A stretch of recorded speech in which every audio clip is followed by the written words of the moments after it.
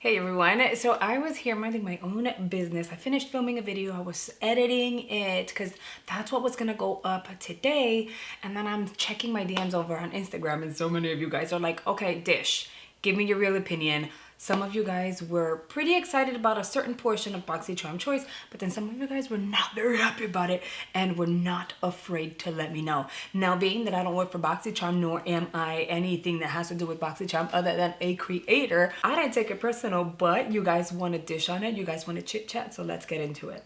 Now, you guys know I no longer pay for a BoxyCharm box, but I do unboxings here on my channel because BoxyCharm does send me their PR boxes.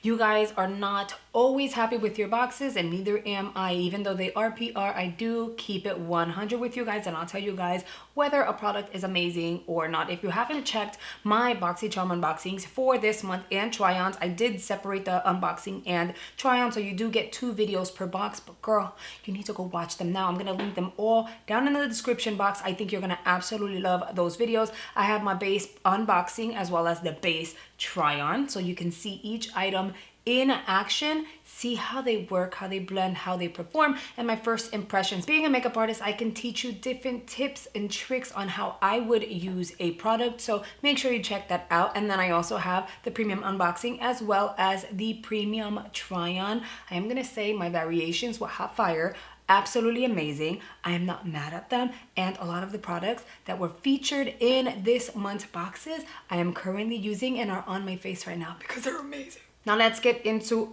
choice. Now base choice was between 2 products. Now that you guys have made your choice yesterday, we can talk about it. If you haven't made your choice, you can still go on to your BoxyCharm account and make your choices today. Whether or not these items are still going to be available for you, I cannot tell you, because once people choose, like the majority of the people choose specific items and they no longer have it available for choice, they will like gray it out. Choice for February's base was between Saturday Skin Yuzu Vitamin C Bright Eye Cream or the Ace Beauty Glow Essentials Highlighter Palette.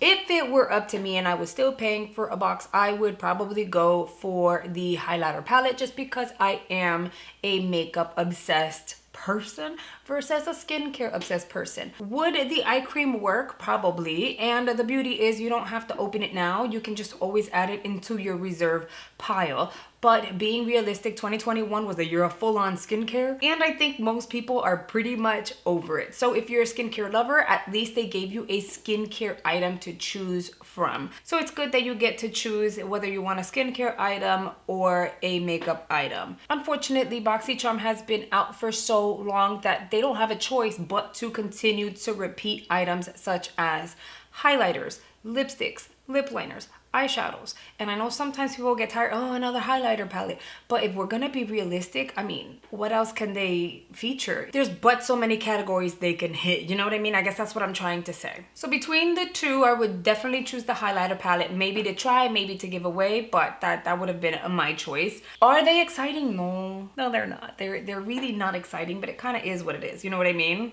Now, premium choice number 1 was actually pretty exciting in my opinion. Like choice number 1. Choice number 2, not so much. Choice number 1 was exciting. It was between Huda Beauty or Fenty Beauty. Personally, if I were you and it's still available, go for the Huda Beauty. The Mercury Retrograde palette, I paid for this one myself, so I've had her for a while. This palette is absolutely beautiful. She performs amazingly, clearly, whereas this is the shade that has been like everything for me. I'm gonna swatch a few of these for you so you guys can see it, but as you see, like I'm just back and forthing, and look, there we go, it finally focused. Is that not like beautiful? So you get your pastels, you have your neutrals. Can you go full-blown smoky? Probably with just this shade, but it doesn't matter. Look how beautiful this one is. Beautiful. When you blend it out, amazing. I'm just gonna say you get to your pastels, so this palette will set you up for spring. I remember buying the palette and being like, damn, you know, she's kind of pricey. I don't know that I want her. Should I return her if I don't love her? And then at the same time, I don't like returning products. I'm kind of lazy that way, and I feel awful because I bought it and swatched, right?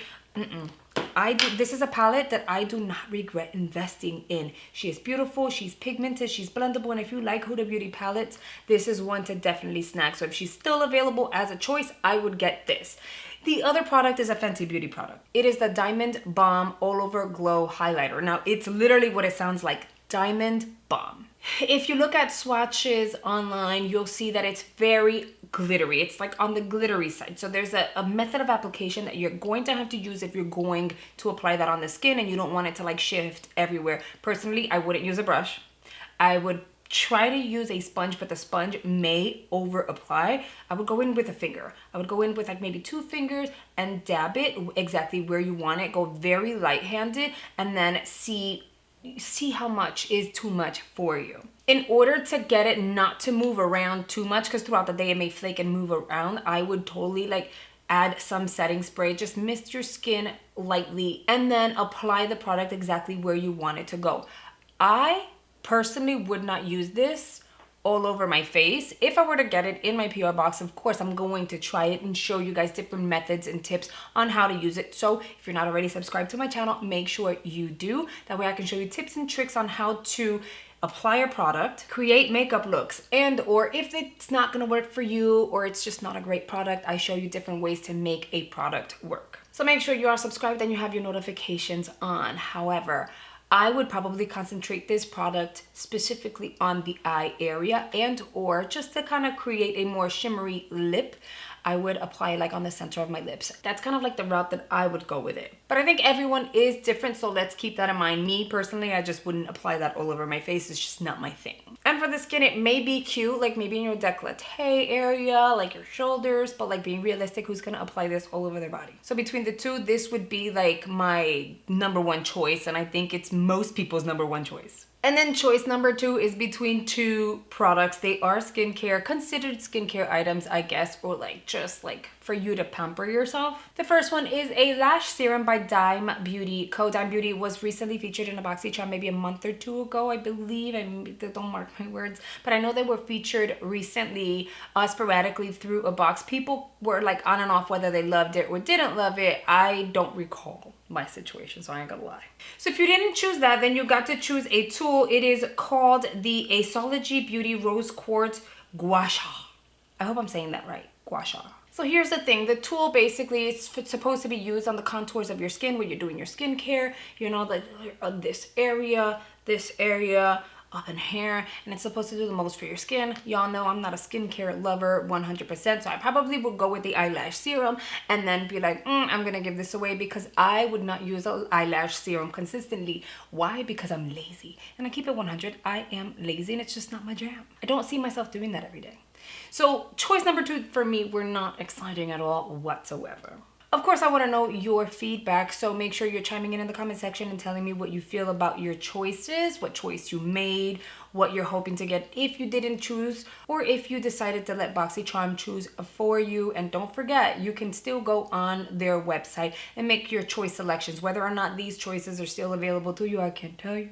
I'm not 100% sure. Because if something's sold out as per choice, then there's nothing that you can do about it. Just choose something else or wait for BoxyCharm to choose for you. Now onto some survey products that my girl Blanca sent over via email. I'm gonna add the screenshots here on the screen, and I'm just gonna give you a yes or no on the products. The very first one is by Doll 10. It is the Hydra Luxe Shadow Liners.